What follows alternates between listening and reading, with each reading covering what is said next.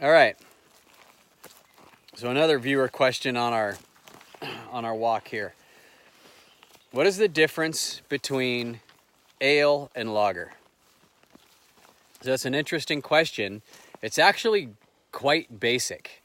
They're two totally different things, but people start to think like ale is heavier, it's more hoppy, it's more malty. Lagers are lighter.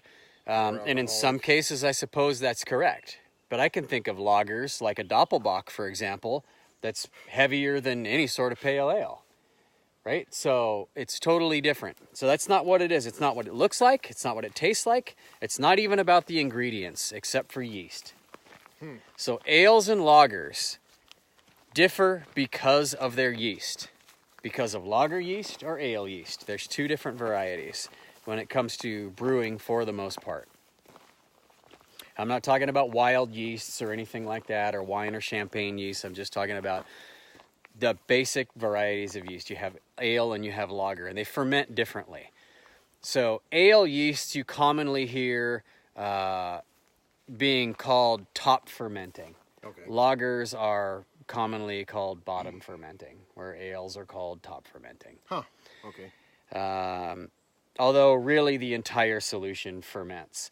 The main differences, in my opinion, are the temperature ranges in which they ferment. So lagers ferment at much cooler temperature than ales. Now, that isn't to say you couldn't ferment a lager at a higher temperature, but it's not going to turn out the same. You need it to be at a lower temperature so that yeast not only performs well and continues to produce and grow during the fermentation until it goes into like your log and leg phase, and ferments your beer properly, but at higher temperatures, lager yeast will start to impart flavors and aromas into the beer that aren't desirable.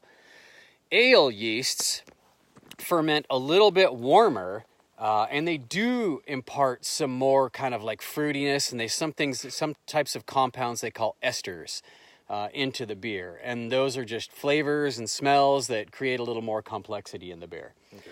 Typically, very typically, generally, let's say, ales are a little more complex in flavor, in aroma, because of the yeast and what it does impart to the beer. But that's not to say that there aren't very complex lagers out there. Mm-hmm.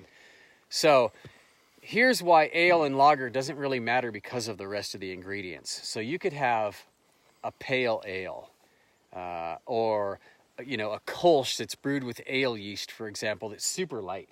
That's like, I've got a couple different pale malts in there and maybe a little caramel malt, like a caramel 20, some light hops, and that's it, right? Yeah. Okay, so let's take a lager like a Doppelbock. That's super rich, high in alcohol, very dark, probably a lot more hops in it just to make it balanced, right? And you'd think, holy shit, this is a lager over here on this side, and this is an ale, but it's totally opposite. Yeah. So lager and ale doesn't matter. That's where you start to get into beer styles, and we'll get into beer styles a little bit later. But when you're just talking about essential categories of the beer, lager and ale, it's simply because of the type of yeast that's being used. It's about the fermentation temperature.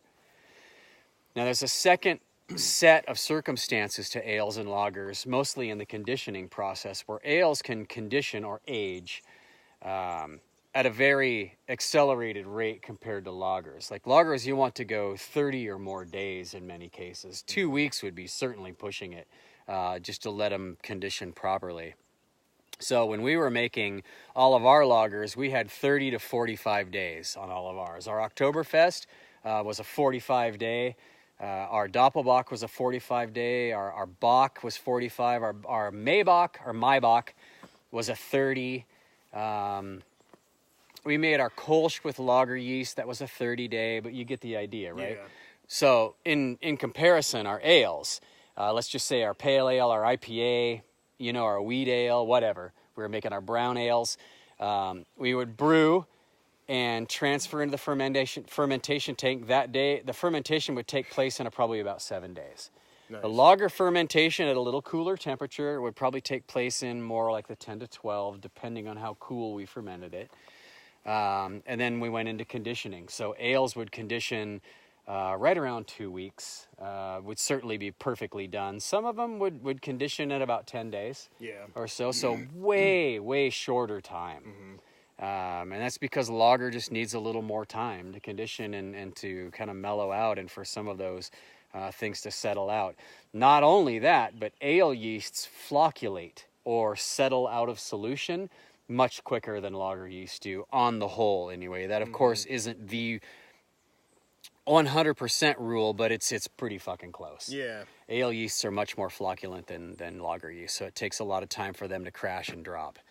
But that's kind of that's it. So cool. Does that make a little more Oh, yeah. sense on ale and lager? Absolutely. Yeah. So good question. Keep them coming.